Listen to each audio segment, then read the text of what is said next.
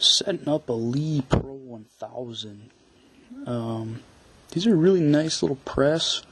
The only downside to them is they only got 3 stations instead of more. So if you want to run a factory crimp die or a powder check die or a bunch of other stuff, you're out of luck. That being said, other than that, they do an awesome job at what they're meant to do. The first thing you're going to need to set one up is 3/4 inch bolts.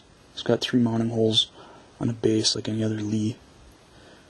What I do is I got a plate of steel with 4 holes in it, and I mount my presses to these plates, and then I drill my bench like that to mount the plate.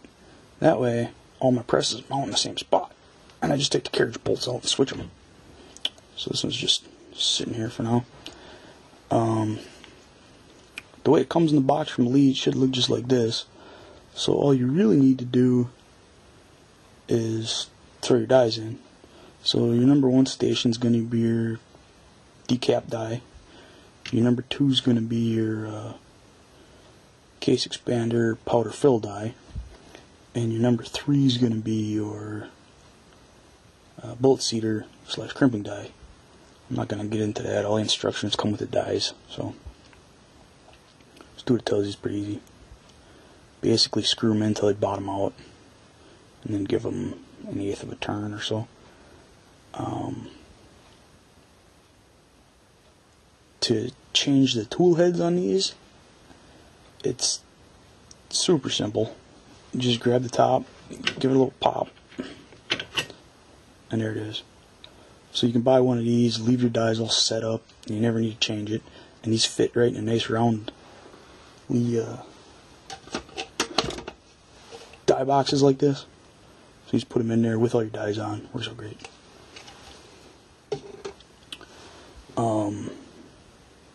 Next thing is actually setting up the plate. Now you shouldn't have to if you ordered it in the caliber you wanted it in, but you know, we're reloaders, we change stuff all the time. So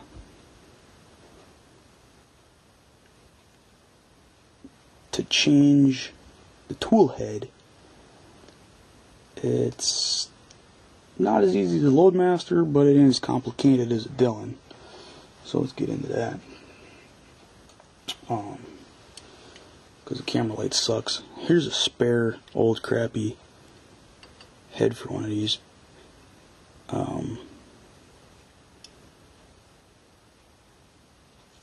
They're held on by a clamp. So you flip them over. Here's where the ram goes in. And here's a 3/16 Allen bolt that clamps it tight on the ram. So you take that out. Well, just loosen it up.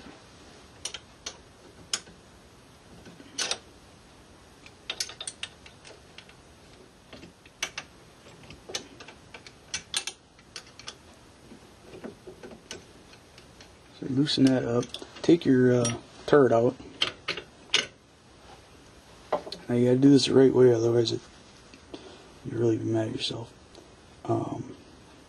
Take the Z-bar out.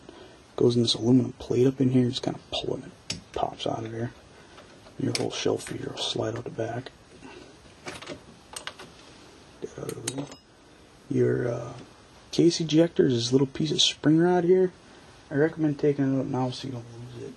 And the best tool for that is one of these little tiny screwdrivers, because they fit in here just perfect. And don't lose this little piece of spring rod. You're going to need that. Alright. Now, they kind of press fit on there. So either take a block of wood, hammer handle, screwdriver handle, and then real gently just press the ram down, and it'll pop the tool head right off. Stay like so. Now once your tool head's off, turn it this way. If you turn it any other direction, this isn't going to work. And push the bar through it and down the other way. because you'll drive yourself to drink if you try tipping it any other way. It won't come. That pops out the bottom, and then your tool hole comes out. Now, here's that clamp screw. Hold it on.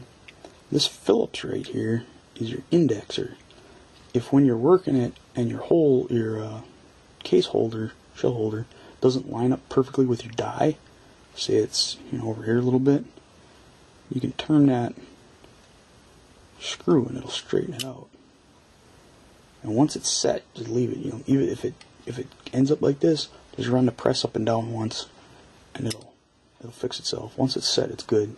The only time you gotta mess with it is initially, or if you change shell holders a lot.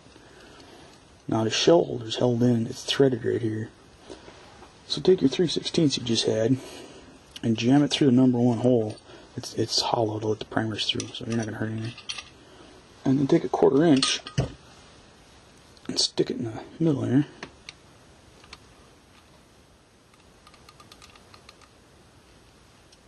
And turn. Now, before I get it out of here, that ball bearings, what index it, or what locates it, don't lose that. Hopefully I don't on camera, that'd be embarrassing. Oop, wrong way.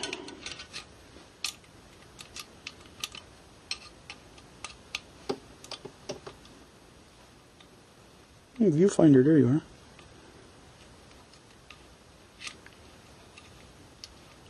So once you got that out, careful of your... Okay, once you get that out, careful of your little primer jobber here. There's your shell holder. Oh, yeah, don't lose that ball. Put the new one on, you just reverse it. Get on your shell holder, get this through here. And turn.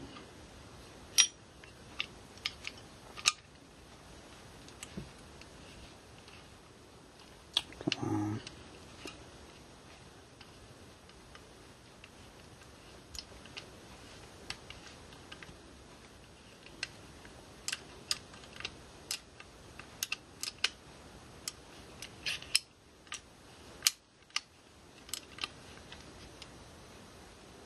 Bottoms out. Give it just a little tiny, that's it. And now you get a new calibrant. While you're in there, forgot to take this out, but this is a small primer punch. This just lifts out. The only thing that keeps it in is this plate, so you can just pop it out, set the big one in there, and you're all switched over for primer sizes. Put this back in, same deal. Tip it like so. You want to get this notch around his ram.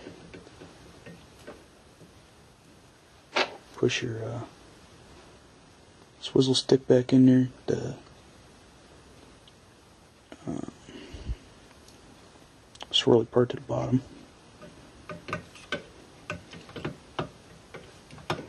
This would be easier if my press was actually bolted down.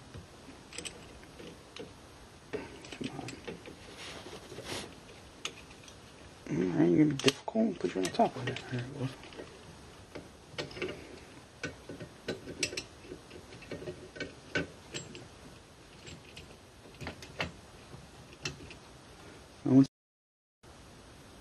Now when you get the head back in there, just get it lined up on your ram here, and then run it all the way up real gently, and it'll press it right into place. Like so. And then take your 3/16 and tighten up that Allen screw.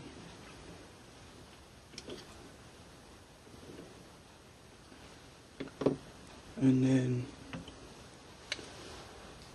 your case feeder and your Z-bar, the big end goes in that aluminum plate and the small end goes in this inside hole. That outside hole is for using this on a Loadmaster. So in there and in. Or whatever works for you.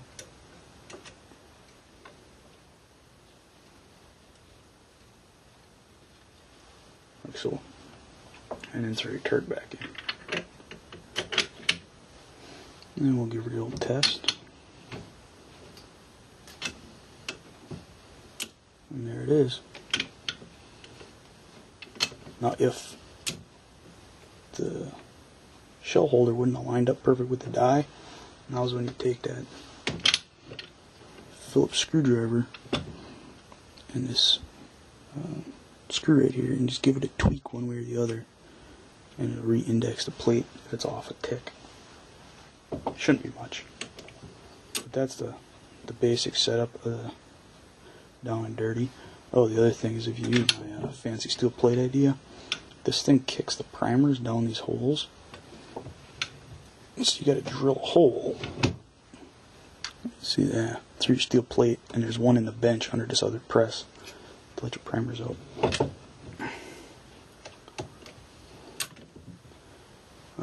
Alright, now for the fancy stuff. If you want to put case,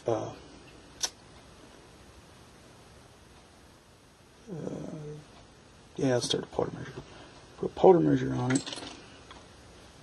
If you're using a spring return one, like this, it's going to have a spring under it.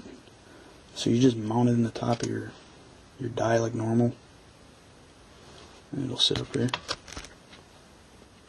No biggie. If you're using a positive return style, like this one, it's not going to have a spring. Well, the problem with springs is if it gets bound up, you won't know it. This uses this beaded chain, and that spring, and there's a hole. Where's my other show plate so you can see this?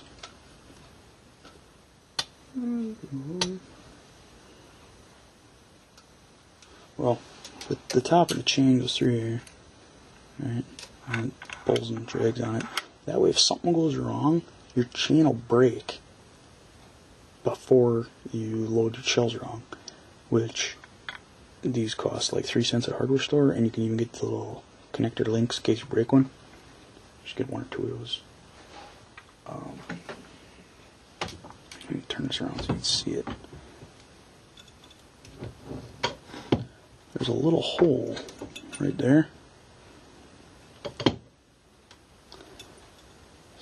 Run your chain up through it with the spring underneath it, and then up to that arm on the powder measure. And that's all you gotta do. Now, if you want to run a bullet feeder on these, see, there's a little balancer in the corner. There. Tripod angle. Can you see that? Hopefully. So there's a screw here and a little hole next to it. Take your this is my slightly modified bullet feeder with a weight on it. It's in my other video if you want to see it. And it's got three holes down here. These two are threaded, and then there's this bigger one. Now this, come on, focus. This first one is for the Loadmaster setup. The second one is the one we're going to use, and because this fills up the hole needed for the powder measure, you use this one to run the beaded chain through. So this just goes, we're going to use the middle hole, goes underneath this,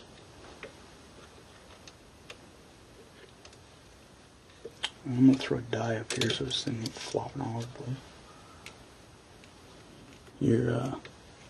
Your powder die goes through this hole, and then in just like normal. And you want to make sure you use dies with this bevel cut on them. If they're square, it'll screw up your case feeder. Alright, let me show you that. Oh, you can see it. Okay, it's a bullet feeder. The bullet feeders, you got these tapered mouths, so when it hits that taper on here, they spread open like this. Which, if you store your press in up position, they're always going to be open, and the plastic will actually hold that shape. If that happens, you can throw it in a pot of boiling water for a minute, and it'll reset it back to where it should be. Or if they get loose, I've seen guys even put rubber bands around them right here, keep a little more tension on them. So put that in there, put the die in there.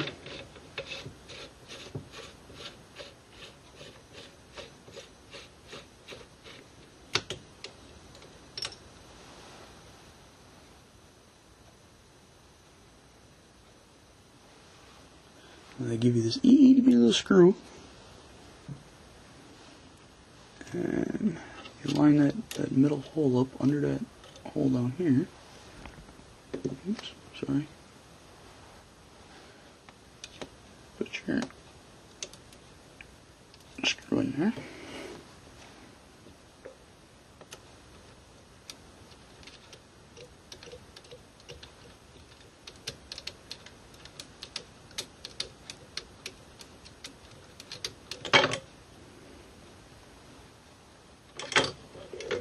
Don't drop your screwdriver. You either need a really short screwdriver to do this or a really long one. And I don't have a long one with me.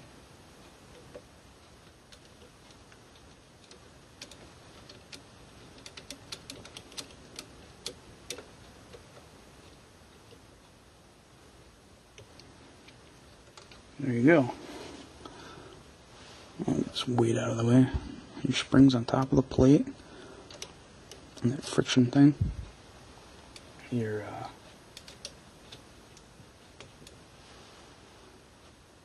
I'm going to move you in here for a second.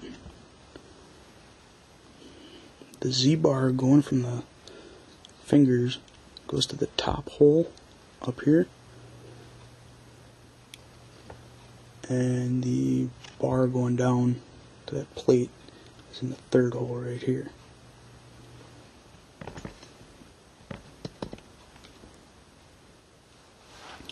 Now when we run the press, fingers come out, it turns, fingers slide back, grab the next bullet.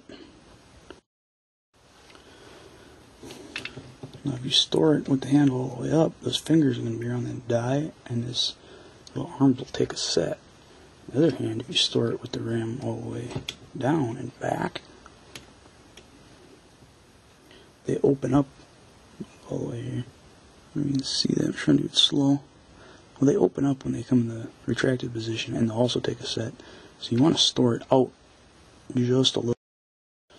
So the easiest way to keep that from happening is get a little something and leave it down here, so the platen can't go all the way down. It keeps the handle from coming back. Loaded 12 gauge shell works perfect. That's what I use on the Loadmaster. A little block of wood, whatever, just to keep it, just so the fingers can't retract quite all the way into that where it spreads them apart, and you won't have that problem. Just like any other piece of machinery, oil it, grease it. I mean, you don't want it like sloppy where it'll clog up on you, but a couple little tidbits. I polished my ramp here and waxed it so it's nice and slippery for the cases to eject. I also polished and greased my little bar here that my case feeder rides on.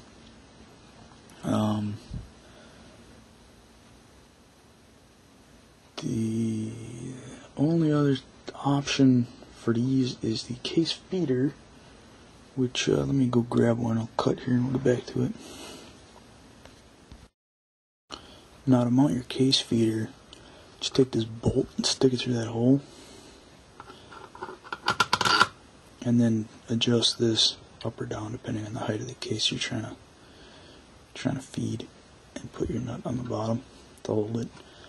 And then when one tube's empty, just turn it to the next one. These things work great and they're super cheap. They have a failure rate. I don't know whoever invented this crazy funnel is a genius. They have a failure rate about the same as a $300 electric one, and they're almost as fast. Not quite, but almost.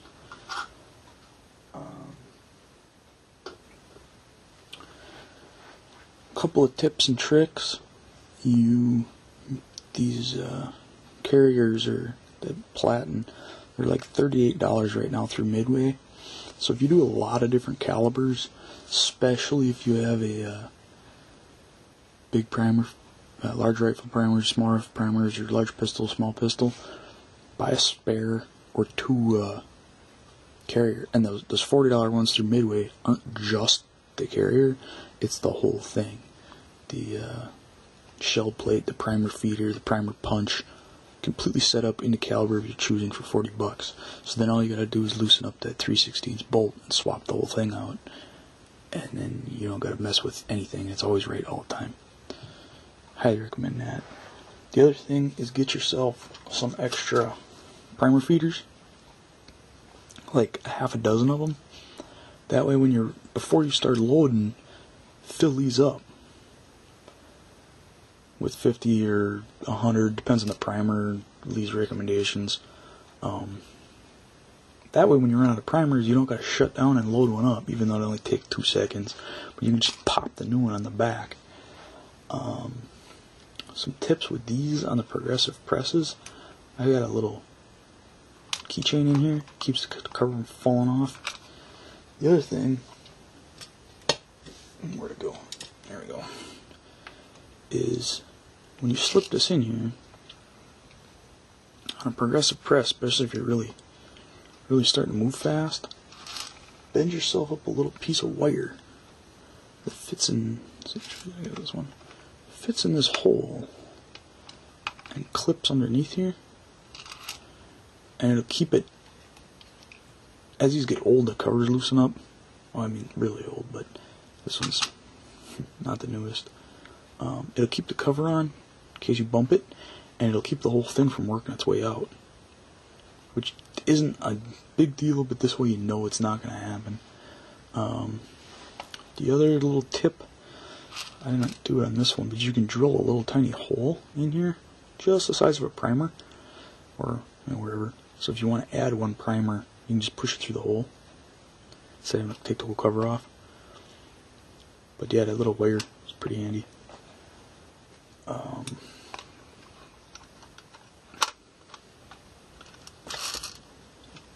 That is about it. You can load, well, you can load pretty much up to, there's a 308, would fit comfortably in there, but I wouldn't, you could go a little bigger than that, I wouldn't recommend it.